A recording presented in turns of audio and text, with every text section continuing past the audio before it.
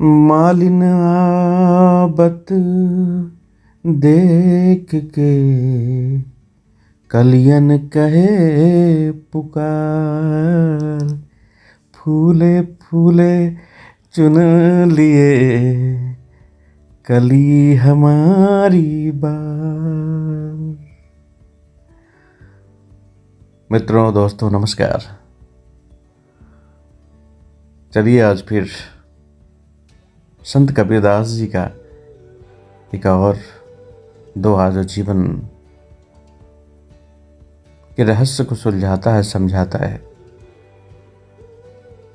इस दोहे को समझते हैं, जानते हैं।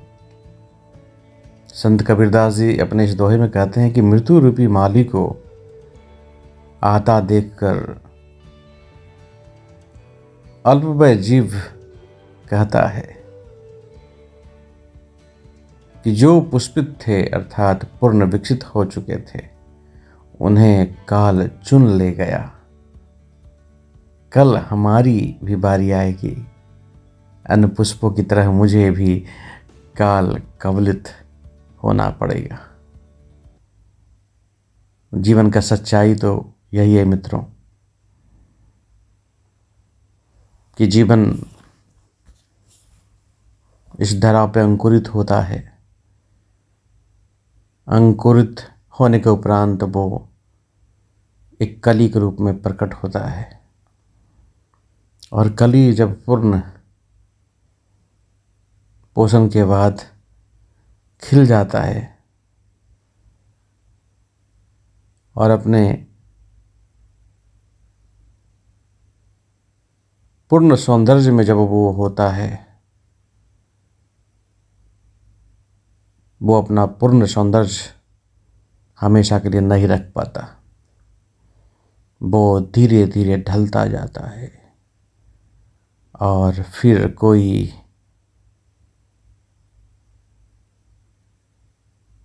ऐसा समय आता है जब काल रूपी माली आता है और अपने हाथों में उठाकर इस संसार के बगिया से लेकर चला जाता है। और संत कबीरदास जी जीवन का यही सत्य को अगर कोई कहे तो एक सत्य जो जीवन में है वो है मृत्यु। और इसी सत्य को बहुत ही सुंदर और सहज ढंग से हम लोग के सामने रखा है। हम लोगों का जीवन तो कुछ लंबा ही होता है, लेकिन कलियों को सोचिए, फूल के बारे में सोचिए। आज कली लगता है, कल वो फूल में तब्दील हो जाता है, पूर्ण रूप से वो खिल जाता है। और जैसे वो खिलता है, कोई माली आता है, कोई पुष्प प्रेमी आता है और उसे उसके ही डाल से तोड़कर लेके चला जाता है। और जैसे ही वो पुष्प अपने डाल से अलग होता है, उसका जीवन का समापन हो जाता है। बस ऐसा ही जीवन हम सभी का है। तो जीवन के इस सत्य को हमेशा याद रखें कि जो अटल है, अटल सत्य है, वो एक दिन अवश्य घटित होगा।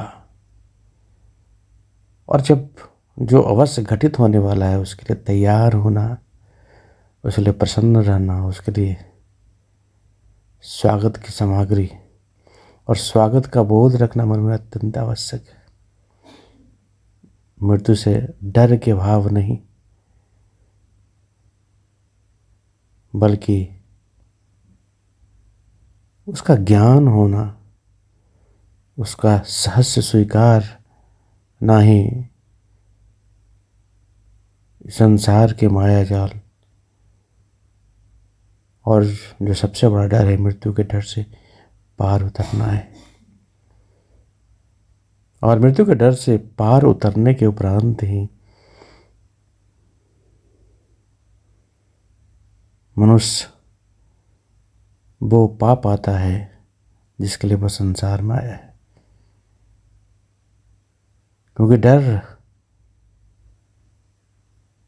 मनुष्य जैसा विकसित प्राणी को, मनुष्य जैसा बुद्धिमान प्राणी को संकुचित बनाकर रखता है। और जो निर्भय हो चुका है, जो सबसे बड़ा डर को जीत लिया है,